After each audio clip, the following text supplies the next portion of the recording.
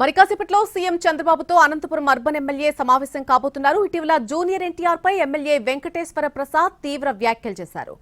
MLA Venkateswara Prasad ను నివేదిక కోరారు సీఎం చంద్రబాబు. దీంతో ముఖ్యమంత్రిని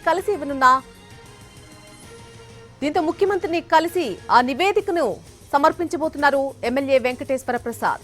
మరి కాసేపట్లోనే సీఎం చంద్రబాబుతో ఆయన సమావేశం కాబోతున్నారు.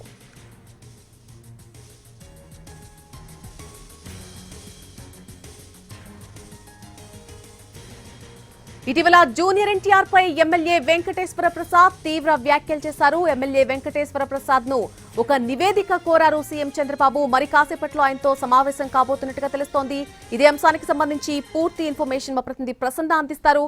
ప్రసన్న, నల్ని అనంతపురం అర్బన్ ఎమ్మెల్యే వెంకటేశ్వర ప్రసాద్ ఇటీవల జూనియర్ ఎన్టీఆర్ మీద సినిమాకు సంబంధించి కొన్ని వ్యాఖ్యలు చేయడం జరిగింది. ఆ వ్యాఖ్యలు తీవ్ర చర్చనీయాంశంగా కూడా మారాయి. సీఎం చంద్రబాబు ఈ వ్యాఖ్యల మీద అసంతృప్తి వ్యక్తం చేశారు. ఎమ్మెల్యేలు ఈ రకమైన వ్యాఖ్యలు చేయడం వల్ల జనంలో తప్పుడు సంకేతాలు వెళ్లే అవకాశం ఉంది.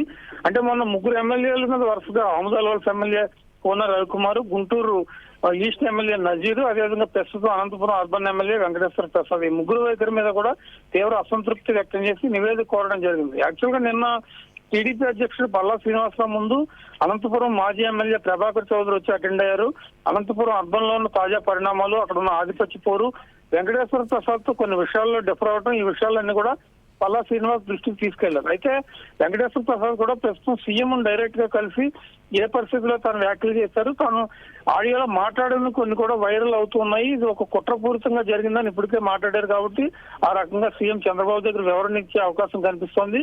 ఏదైనప్పటికీ వరుసగా ఈ ఎమ్మెల్యేల మీద వచ్చే ఆరోపణలు కావచ్చు, ఎమ్మెల్యేల వైఖరి మీద సీఎం చంద్రబాబు చాలా సీరియస్ గా ఉన్నారు. ఇప్పుడు వెంకటేశ్వర ప్రసాద్ విషయంలో కూడా ఆయన వివరణ తర్వాత మరి సీఎం చంద్రబాబు ఏం చెప్తారు, ఈ విషయం ఏ రకంగా కంక్లూజన్ వస్తుందో అనేది కూడా చూడాల్సింది. ఈ వరుస సంఘటనలన్నీ కూడా కొంత కూటమి ప్రభుత్వానికి ఇబ్బందిగా మారుతున్న పరిస్థితి ఏర్పడింది.